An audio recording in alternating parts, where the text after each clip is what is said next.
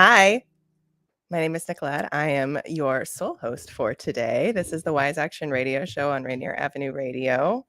Thanks for joining us again. This is episode 8. So, wow, honestly, I didn't realize it was episode 8. That's kind of a lot. I think we're supposed to do 12. So we're kind of coming up towards the end, which is a little bit crazy. I can't believe it. Yeah, so normally I am joined by my coworker and co-host Johnny Buck, but he is not here today. He's in London, England. Hopefully he'll pop in here soon via streaming. But besides that, I'm taking it solo today, it looks like. So before we get started, a couple housekeeping tasks. The first one is that there is football on Saturday. We've got a little slide here. The Metro League football for Rainier Avenue Radio is happening. So check it out if you're interested in that. It'd be pretty cool. And then our second announcement is from the Illahee Fund. We've got a conference coming up on September 23rd. It is a half-day conference. Starting at 9 o'clock, and it is the Our Roots, Our Hearts Food and Medicine Gathering, 9 to 2:30. It's being primarily hosted by our Indigenous Leadership Program, and it's focusing on exactly what it sounds like it's focusing on: foods and medicines, and the connection and nourishing your connection, your spiritual connection to foods and medicines, and bringing that back up to the forefront and uplifting Indigenous perspectives in outside of standard Western medicine and approaches to food. So that's coming up. You can find the link and the save the date on the Illahee Fund website, which is illahee.org. And the Eventbrite is through that link, and it is for free. So you can come for the entire day if you'd like. You can come for part of the day if you'd like. We've got multiple speakers that are going to be coming forward. So our keynote speaker is Monique Gray Smith. She is the author of Braiding Sweetgrass for Young Adults. Braiding Sweetgrass was originally written by Robin Wall Kimmerer, who is an Indigenous scholar, and she practices different forms of medicine and is super knowledgeable about different plants and botany and all of the cool things.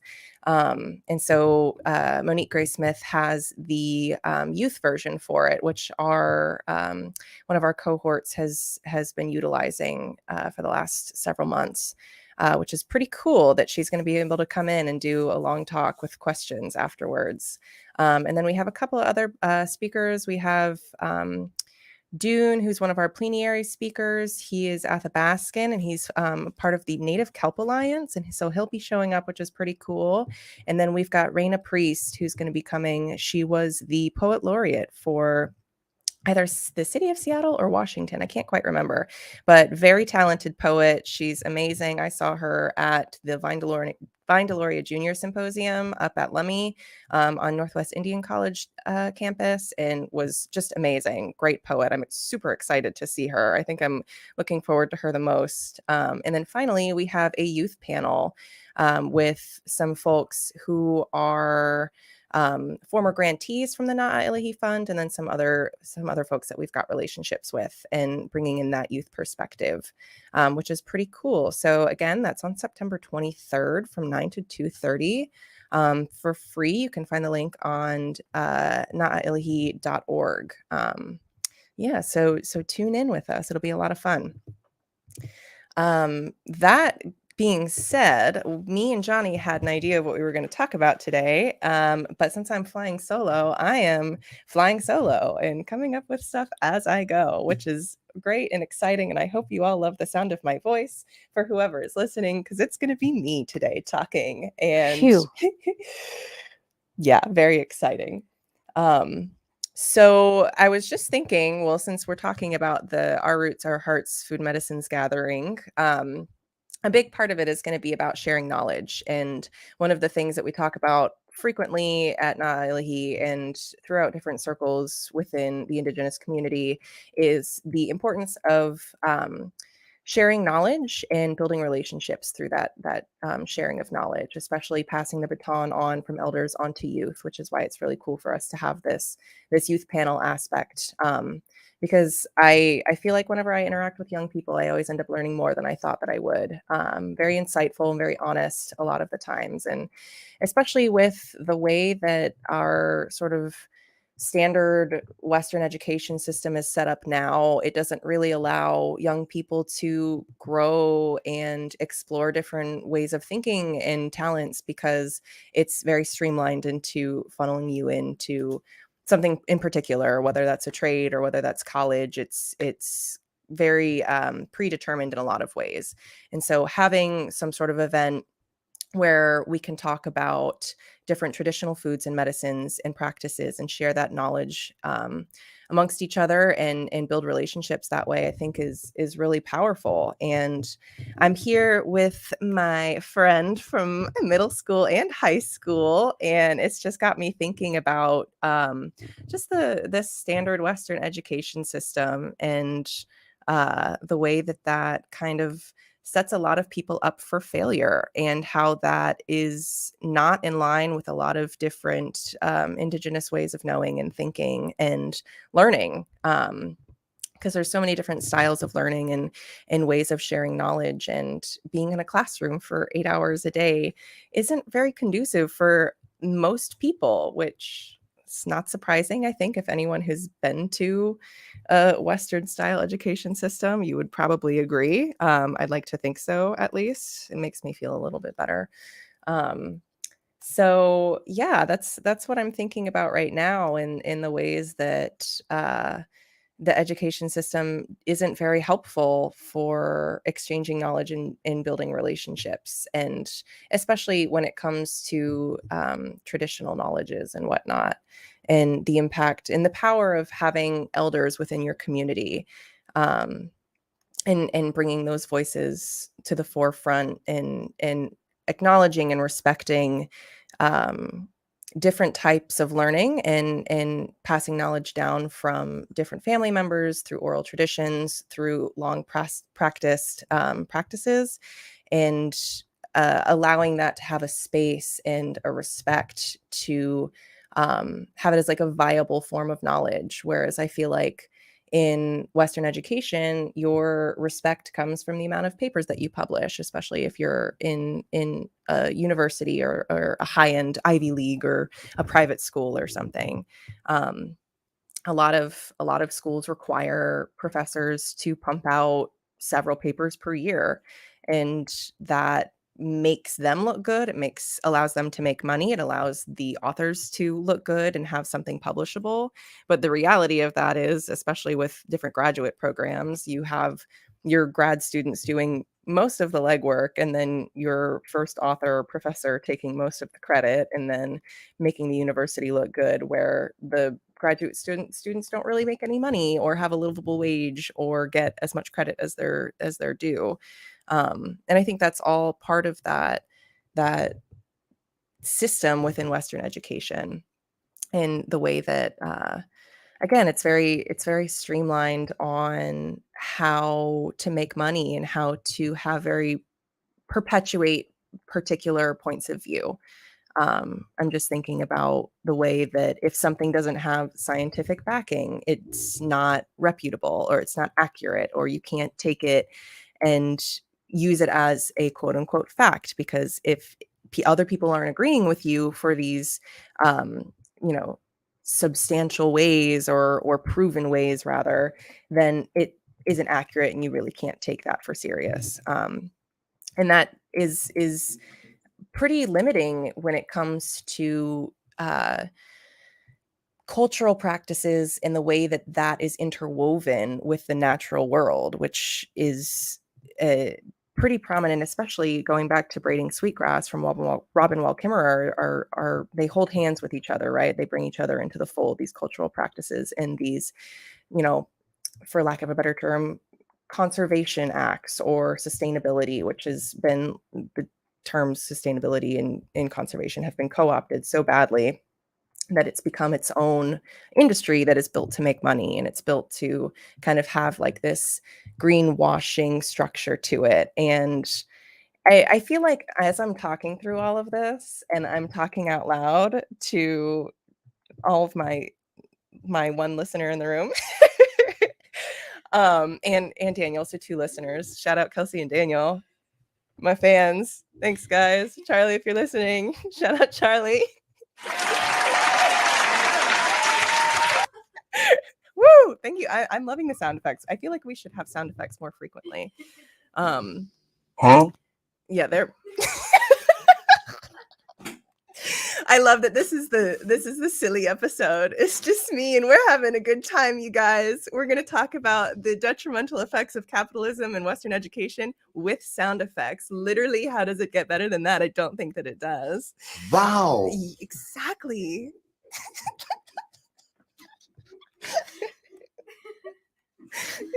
Thank you guys for the moral support. It all comes back to money, you know what I mean?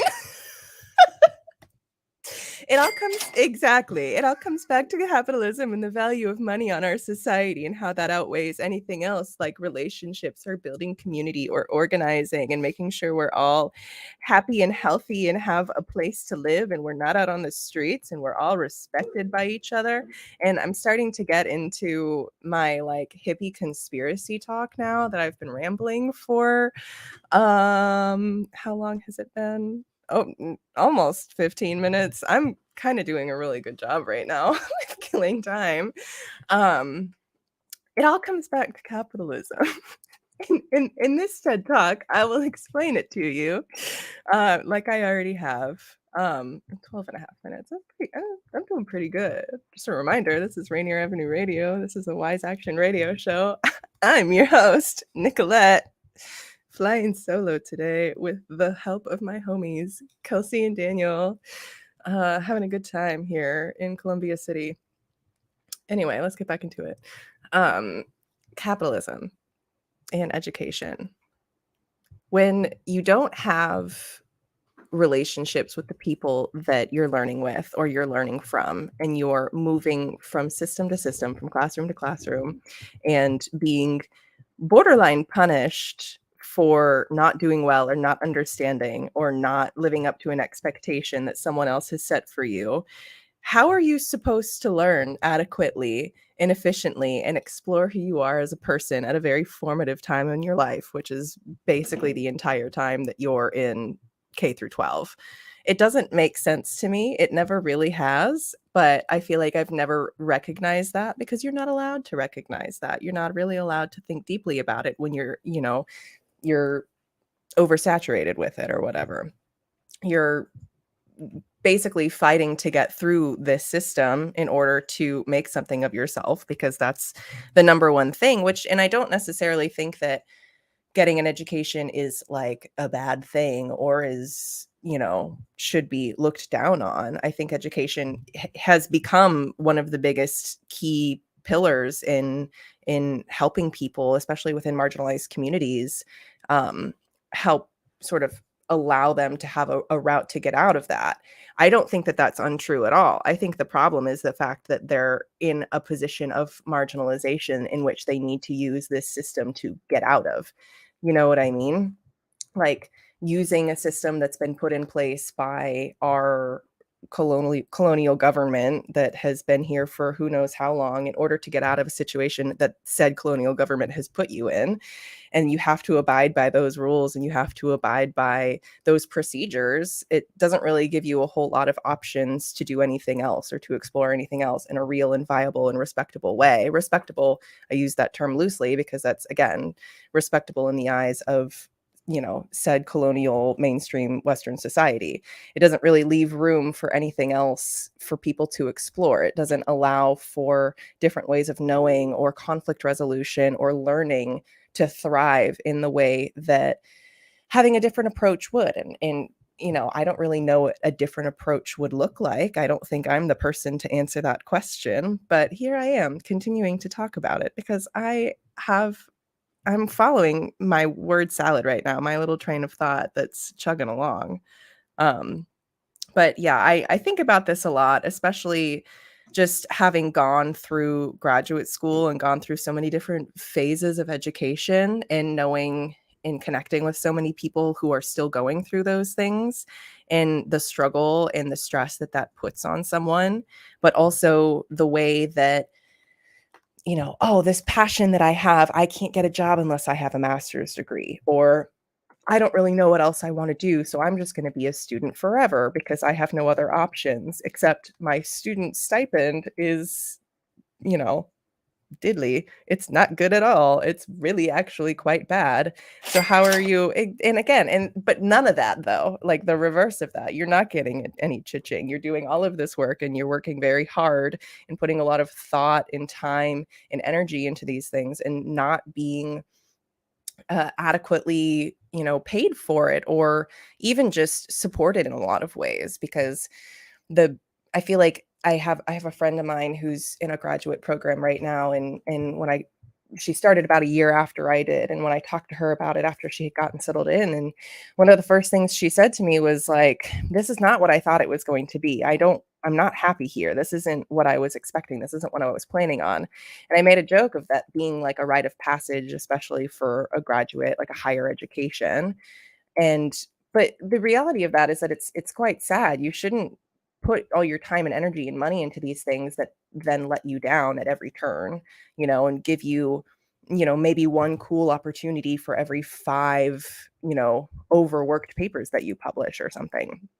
So it's not really conducive for learning. It's not conducive for you know, expanding on what you want to do unless you genuinely just want to do academia for the rest of your life. Which that's, if you like it, I love it. To each their own. That's fine with me. But I think the thing that I think about a lot is that it feels like a lot of times there's not really any other options for a lot of people. You have to go through this system, you have to go through education, you have to use this because that's your ticket out. And having to have a ticket out in the first place is what catches me, uh, what kind of throws me for a loop. I was talking with a friend of mine yesterday or the day before, whenever it was, and we were talking about how climate change comes up frequently and how different Native communities are so adaptable and so resilient in a lot of ways, and how that's commended and uplifted. And in a way, it is in the same way that I'm describing of like your education is important and you should prioritize it. It's true. You should prioritize your education, except with this conversation that I was having with this friend of mine, he was talking about how having that conversation and having that adaptability and the resilience in these different Native communities shouldn't be the focal point. The focal point should be the way that colonialism and capitalism have caused such harsh climate change conditions that are forcing these communities to be adaptable and resilient. So it's not necessarily that they are or are not resilient and adaptable. The problem is that these problems that they're having to adapt to and be resilient against are being caused by the same systems of colonialism that have been in place for the last like 500 years on, you know, United States land. And like that should be the focal point in the same way that like not having any other way out is should be the main focal point. The fact that folks in marginalized communities, especially in Native communities on reservations and just in like rural areas, if you want to get out of there, if you want to have a chance to do something different or move to a different point in your life, a lot of people say you need to prioritize your education. You have to go through this system.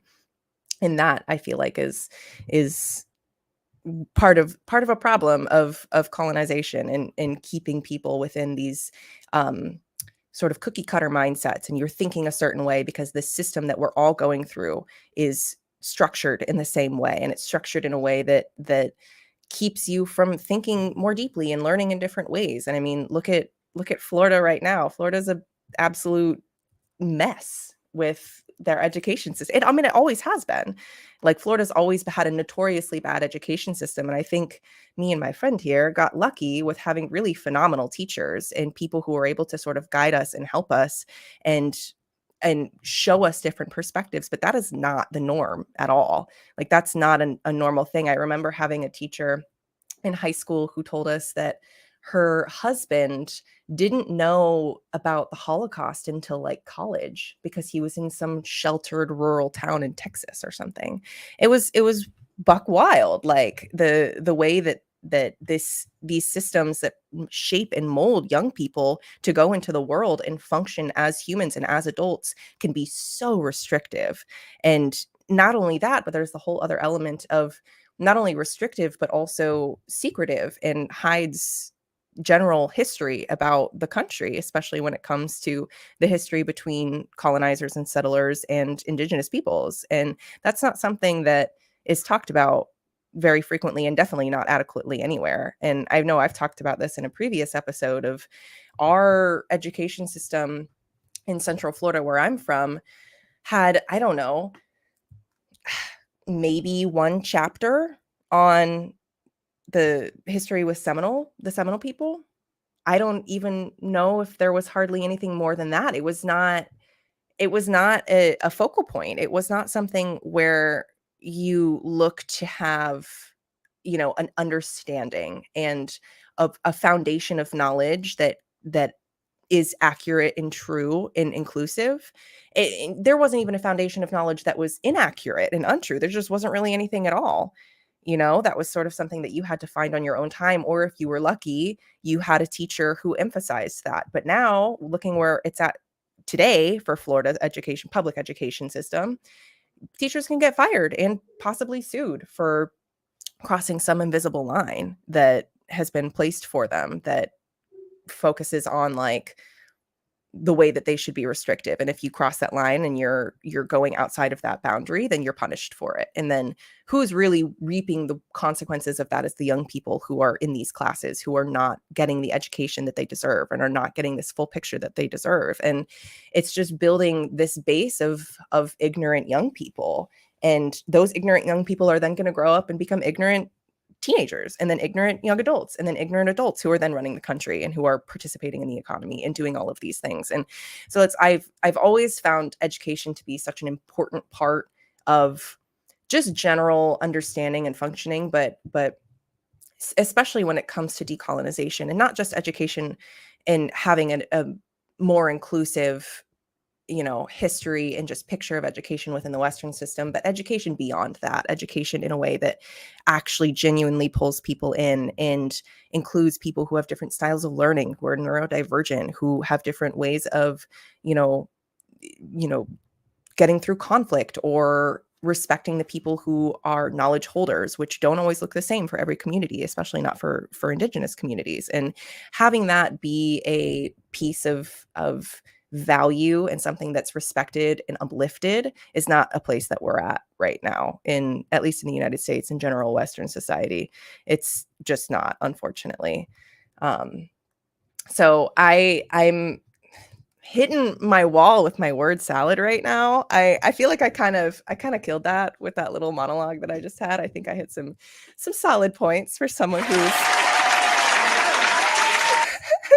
who's running alone, except I'm looking for moral support over at my friend over here. So yeah, I guess we've got about 5 minutes left. Just as a little reminder, this is the Rainier Avenue radio station. This is the Wise Action Radio Show. I'm your host, Nicolette from the Illahee Fund. We've been talking about the Western education system and the ways that it perpetuates colonialism and colonization within the United States, sort of following this through line that Johnny and I have been carrying on all of our episodes of decolonization, and the ways that historically has impacted communities and how that has pulled through consistently upon different communities and different points of history and in different ways as we see it now. So yeah, I think decolonization looks many different ways, just in the same way that colonization looks many different ways. And I don't know, this is one of those conversations that we were like, yeah, let's talk about it for an episode or two. And now it's become the theme of literally all 8 episodes that we've talked about is decolonization, because it, especially working in an Indigenous community, in having that be our primary focus in the communities that we want to uplift, our different Pacific Northwest Native communities. Um, Having decolonization and having that paired with re-indigenization is so vital, especially within like a nonprofit world, because in the same way that your standard public Western education system is structured in a way that kind of forces you to go in a certain direction and forces you to prioritize specific things that at their core are values for capitalism in order to make a profit and to make money and make that the main priority. In order to sort of move away from that, you not only have to deconstruct it through decolonization, but you have to then reconstruct it in a way that is different and subversive in, re-indigenizing, basically. But I don't think I have a whole lot that I can contribute to that at this point, considering I'm not an Indigenous person. But I do know how it feels to be put in a box through your education system and forcing you to do things that you might not have otherwise done if you found different alternatives. So that's my perspective on that. It always comes back to our poor Florida education, I feel like. So that's my spiel. Thank you all for tuning in, my one viewer online. I hope that Charlie, if that's you, shout out. If not, whoever you are, shout out. Thanks for listening. Appreciate you. Bye guys.